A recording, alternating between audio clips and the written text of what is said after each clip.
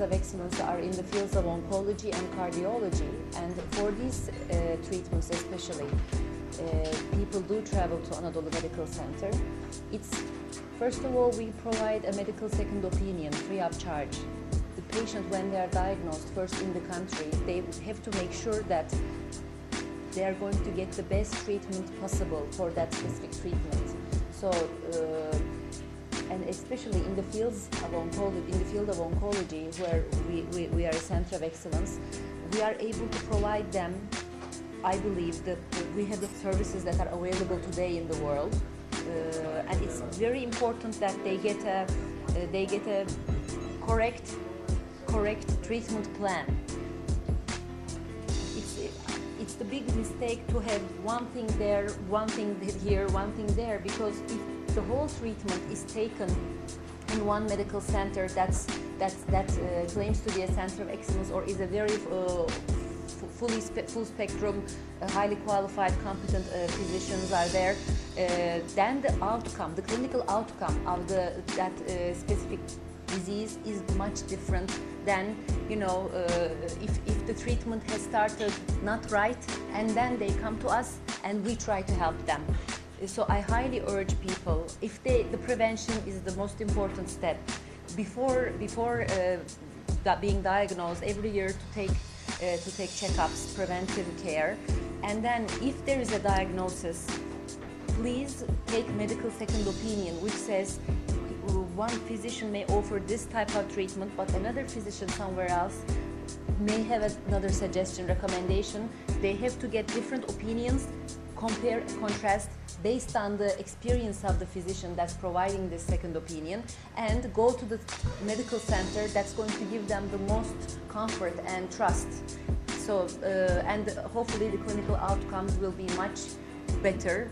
Another point is, for the collaboration with the City Council Hospital is, as I mentioned, we have around 150 individual Romanian patients. Let's say 1/4 of them are coming from Constanța region, the rest from throughout Romania. And these patients, they come to us, and sometimes they come home and they need to further their treatment in their hometown, in their home country. And then they come back and forth for follow-ups. So if we have a collaboration with the City Council Hospital, then this is going to allow them to have an address. So we're going to be in touch with their physicians. It will give us also more room, more opportunity to follow up the patient once he or she is back in Romania. And this has been the intention of many patients. They have shared with us that why not Anadolu Medical Center has a presence in Romania. So this is why we are here to explore the opportunity for this. Reprezentanții Consiliului Județean, conducerea spitalului, dar și medicii constanțeni au vizitat deja spitalul din Istanbul și au cunoscut echipa formată din doctori certificați de Consiliul Statelor Unite și academicieni de prim rang din Turcia. Unitatea sanitară dispune de aparatură de ultimă generație în tratarea cancerului, având o experiență de 6 ani în folosirea cyberknife-ului, cea mai avansată formă de radiochirurgie. Datorită preciziei unice prin intermediul acestui aparat, se poate ajunge la leziuni ce sunt imposibil de atins cu sistemele de radiochirurgie folosite în mod frecvent. Cyberknife is one of the latest advancements in radiosurgery, and one of the reasons that people come to Anadolu Medical Center is because we have latest advancements in state-of-the-art technology, and we have competent physicians and staff that can utilize it. And cyberknife is one of them, besides the IMRT treatments. As a hospital, we're operational as of 2005, and this was the 5th installment. This machine, cyberknife, was the 5th installment in Europe then. We were the 5th center, and we have accumulated 6 years of experience. We have very, very experienced professors and physicians working solely in this field. The compact treatment, which doesn't necessitate the patient to stay long in another country, let's say around 10 days. We have package prices, so the patient knows what he's going to pay for. There are very rarely cases that may have complications, but I haven't had many. I mean, I'm in the hospital since it's been operational. We have very good outcomes, and as I would like to underline, we have accumulated great experience. This matters. It's brand new technology. You have to go to the center that has accumulated experience in this specific field. And we have even patients coming from Britain, from Australia, from Spain, from anywhere else in the world. It's not all the countries, no. There is quite in America. There is some in Far East, but not every country has it. Even England had one last year.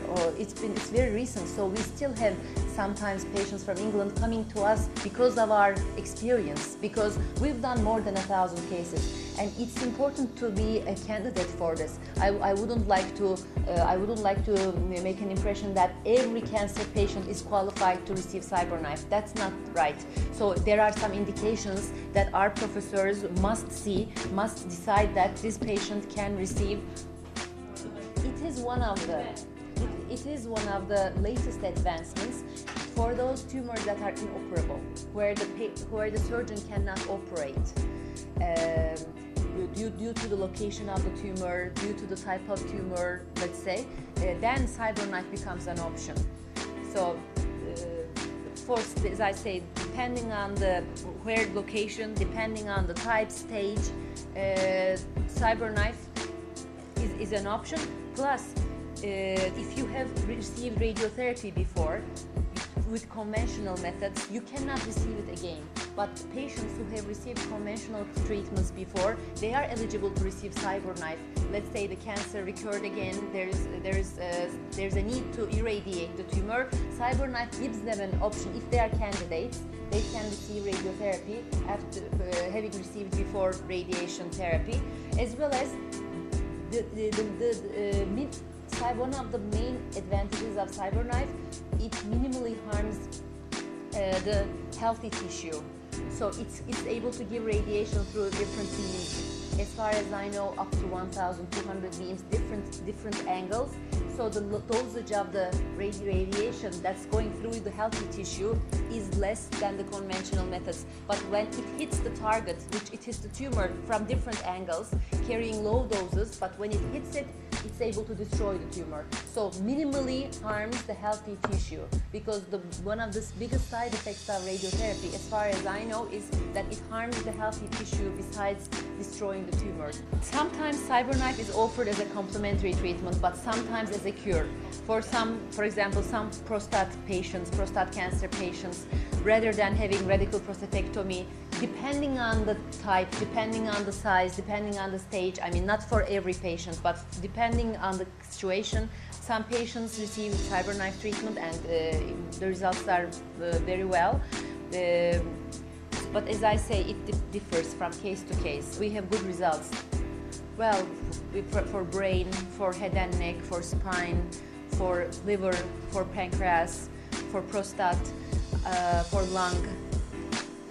We have different packages. For soft tissue, we have 4 full-time physicists and 2 professors working in our radiation oncology department dedicated to both CyberKnife and IMRT technologies. They are a very experienced team with proven